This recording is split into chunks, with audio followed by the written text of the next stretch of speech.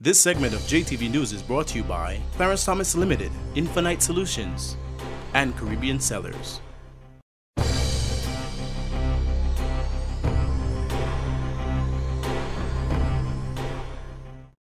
Prime Minister Roosevelt Skerrit has indicated that he will have to seek outside help to deal with damage caused by then Tropical Storm Ophelia. Heavy rains damaged homes, washed away vehicles and bridges, and left some communities without pipe-borne water and electricity. Government officials and others involved in disaster management toured areas damaged by the weather system, primarily along the west coast. Landslides had to be cleared to restore access to some areas. Acting National Security Minister Alvin Bernard said this situation has shown that authorities need to take hard decisions to protect lives. He said the infrastructure seems unable to carry the volumes of water. In other areas, there were man-made obstructions, which affected the watercourse and diverted water onto the private property. The UK's Parliamentary Under-Secretary of State in the Foreign and Commonwealth Office, Henry Bellingham, has invited persons within its overseas territories to submit their thoughts and ideas directly to the FCO on the future of their relationship with Britain. Bellingham's invitation came during his visit to Bermuda and is part of the consultative process towards the creation of a new white paper next year.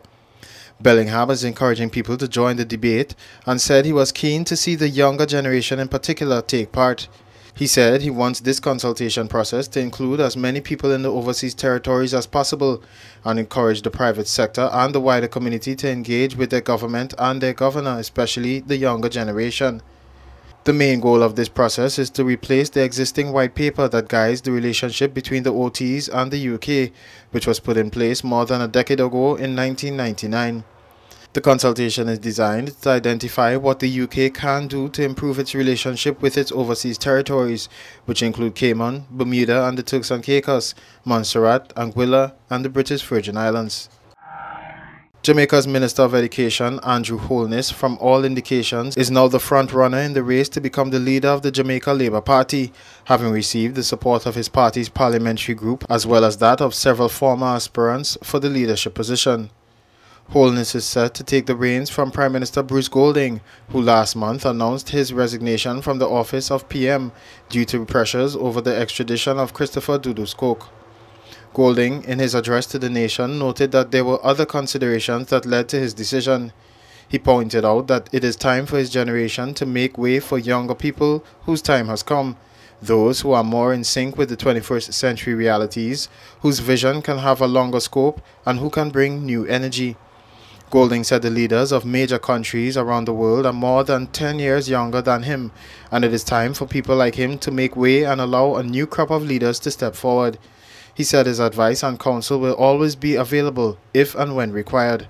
Prime Minister Golding gave up his leadership of the Jamaica Labour Party 3 years ahead of his stated timetable of 2014. JetBlue Airways, Puerto Rico's largest carrier, announced that it will launch 2 daily services from San Juan to St. Thomas and daily service to St. Croix in December. Customers who book early can get huge savings, where trips are selling for as low as $39 between San Juan and the USVI, and those with connecting service from New York can also receive $50 off any JetBlue Getaway vacation package between December and February.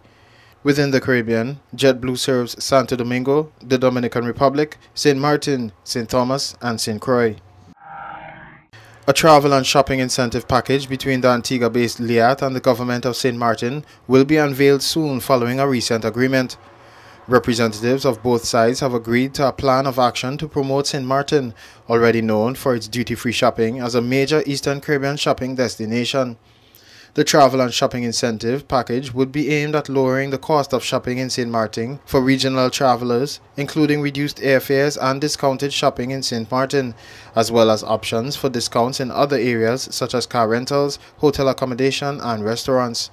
The initiative would target pre-Christmas shoppers in the first instance, with the possibility of extending the program to other periods. The initiative came out of the recent CTO State of the Industry Conference, which identified the need for promoting inter-regional travel and the importance of forging strategic partnerships. This is Walter Barrett for JTV News.